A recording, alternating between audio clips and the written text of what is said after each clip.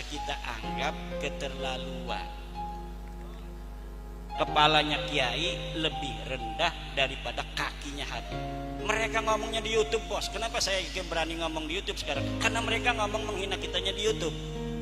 Dan saya sadar sekarang ini saya lagi di YouTube. Maka saya berani. Kenapa? Mau ngebalikin aja. Kalau mereka protes, kita protes lagi. Mereka ngomong Kiai Tae itu di YouTube, bos. Kiai Tae itu kalau yang berani ngawinin Habibah, emangnya siapa yang mau ngawinin Habibah? Enggak ada. Sekarang kita, anak cucu kita yang perempuan yang cantik-cantik, jangan mau dikawinin oleh Balawi. Jangan mau. Kasihan nanti keturunan kita. Enggak, ya enggak. Kalau udah yang tobat, enggak apa yang tobat. Yang tobat ya enggak apa-apa, yang buat Mas Nawasulasa. Dan kalau mereka menghentikan penghinaan kepada warga Nusantara, ya kita menghentikan juga. Yang penting satu, nasab ente sudah putus. Jangan ngaku-ngaku turunan Nabi lagi. Kita sudah yakin, seyakin-yakinnya berdasarkan tes DNA dan sedon-donnya berdasarkan studi manuskrip, studi pustaka, baik pustaka kitab nasab maupun pustaka kitab sejarah, bahwa ente nasabnya putus. Kalau misalnya ada orang kita yang masih percaya sama nasab ente, ya silakan saja masing-masing.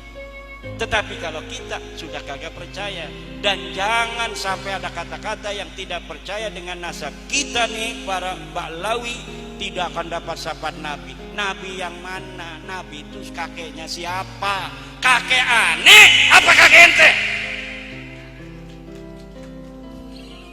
Kan mereka ngomong begitu tuh dulu ngomong begitu, kakek aneh apa kakek ente? Yang diomongin itu di sidang saudara saya. Saudara saya itu kiai dari Jawa Barat, turunan Nabi dari Sunan Gunung Jati.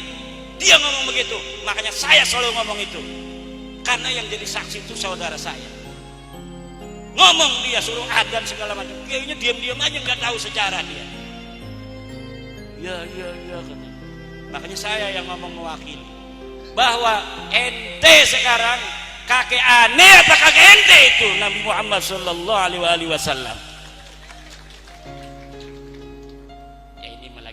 Balasan. Karena ini dari Allah tuh, balasannya semuanya terlihat. Dulu mereka ngomong begini, ada saudara saya di Cirebon mau kawin sama Kabibah, itu sama Rabi Talawiyah. Mana katanya manuskripnya yang menyebutkan bahwa benar ini keturunan Nabi dari Sunan Gunung Jati. Coba Sunan Gunung Jati punya anak Paseran ini, mana manuskripnya? 3 harus manuskrip sejaman, digituin. Paserian punya anak ini, mana manuskrip sejamannya? Ini punya anak ini, sampai itu dianya ini ditanyain manuskripnya di Rabi Talawiyah. Sekarang saya minta jangan 3-1 aja manuskrip sejaman yang mengatakan Ahmad bin Isa punya anak Ubed, tidak bisa jawab. Dibalas oleh Allah Subhanahu wa taala. Dia mengatakan Wali Songo itu sudah 500 tahun yang lalu. Sekarang kalau ada orang yang ngaku keturunan Nabi dari Wali Songo, itu palsu. Kenapa? Karena sudah 500 tahun putus. Ternyata kita teliti 500 tahun juga dia. Bahkan lebih 50 tahun, 550 tahun. Jadi apa yang mereka katakan selalu dibales dan dibalikan oleh Allah Subhanahu wa taala.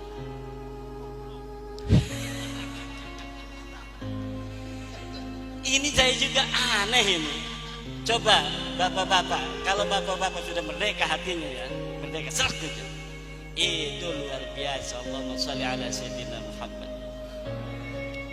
Tapi kalau yang belum merdeka ini punya ngedengerin saya, pengennya nonjok aja. Tapi insya Allah kita karena tujuannya baik, kita bukan benci sama mereka loh. Kita benci kepada apa yang telah mereka ucapkan di YouTube itu. Kita benci pengakuan mereka yang sudah terbukti palsu, kemudian mereka tidak mau menerima. Itu saja.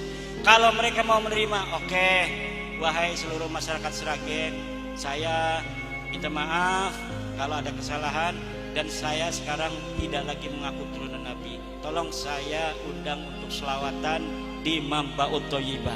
Diundang dapat. Udah nggak ngaku lagi turun Nabi. Waduh, lebih gawat dari saya.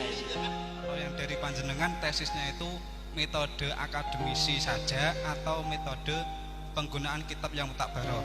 Menggunakan metode penelitian. Metode penelitian itu harus melakukan proses heuristik. Heuristik itu mengumpulkan seluruh sumber. Jadi disebutin sumbernya yang berkaitan dengan Nasabalwi. Yang kedua adalah proses kritisasi sumber. Setelah sumbernya itu ada, dikritisi. Satu, ini kitab layak tidak, valid tidak untuk dijadikan sebuah sumber. Oh ternyata ini diinterpolasi, ini kitab palsu, abaikan. Seperti ada di Balwi itu kitab namanya Abnaul Imam, dikarang abad ke-5 tapi isinya sudah ditambahin oleh Habib Jamalul Lail.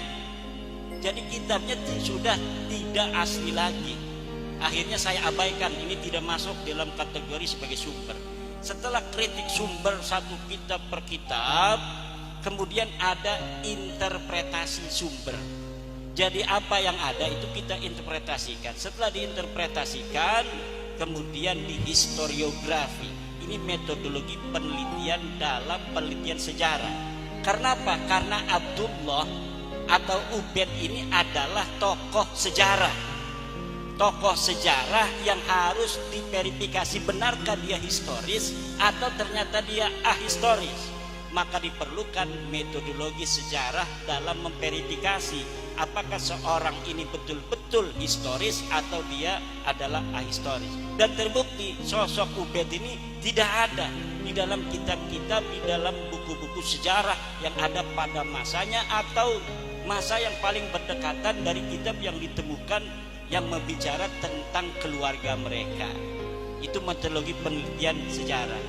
Kalau tidak boleh dalam sejarah kita menggunakan metodologi penelitian ilmiah tentang pemikiran.